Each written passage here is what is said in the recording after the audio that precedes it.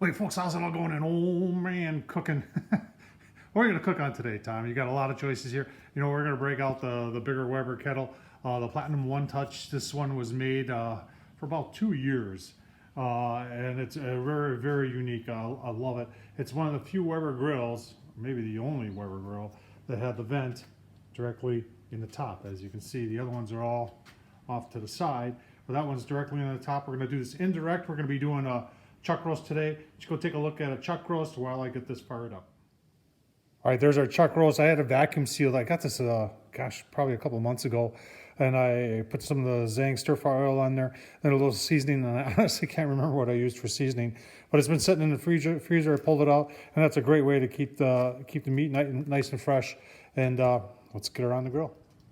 All right, let's take a little closer look at the setup on the Platinum One Touch. The years, these things were right around 2011, 2010, 2012, right in there that they were made. It's just a really unique design by Weber. You can see I've got my bottom vent set at half. I'm using the slow-ins here, love the slow-ins here. I've got one wax cube just on this side. I've got some Kingsford, I think it's cherry. It's got little, you can see the little speckles in there. That's like some cherry sawdust. Folks, I don't know if it really makes a difference or not. Some people claim it does. My taste buds can hardly ever tell the difference. So we'll get this fired up on this side. I'll probably put a couple of lumps of some hardwood in there, some hickory, and water in the water trough because I want to keep some moisture into our chuck roast, and we'll get her on. All right, folks, give her about 20 minutes to dial in, and you can see we're right below 250, that 235-ish range. That's about where you want it. It is windy today. Like I said, the bottom vent is half, top vent you can see is about 1/3. So we'll keep on going. I think that's perfect. I will probably spray it with some water. Remember, wet meats attracts the smoke and gives you a nice smoke ring. So nothing fancy, just water. That's all I'll spray with, maybe once every hour. And give you a couple more look-sees as we proceed. All right, folks, so after about 3 hours indirect, now we've put it back, took the pan that we had the water and dumped that out, put in our, there's our chuck roast in there, got a nice 3 hours of smoke on there, potatoes and carrots added, a little bit of this garlic and herb, got this stuff from Aldi, really nice. And we're gonna cover this up, put her back on the grill. All right, folks, just checked it. It's about 4:20 in the afternoon, put it on at 11. We did 3 hours in the smoke and then let things turn up, and we're now just checked the temp internal, and we're right around 203.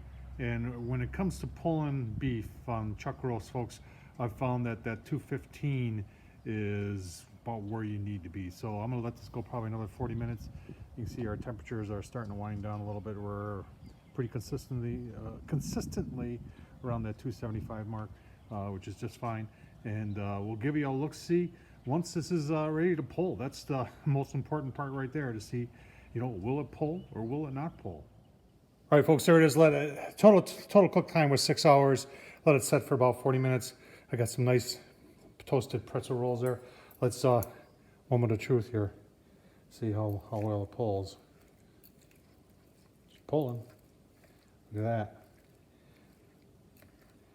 Folks, I'll tell you what, and I've said this before, if you're one of those that are sitting on the sidelines, you're afraid to do a brisket or anything like that, and you want to practice, chuck roast. If you can get a chuck roast to pull, like it's pulling today, then you can do a brisket all day long. Look at that nice little smoke ring on there. We're going to make up some sandwiches, give you a quick look-see at the sandwiches.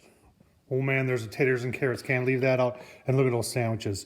Oh man, I got some homemade coleslaw that my wife made me. Delicious.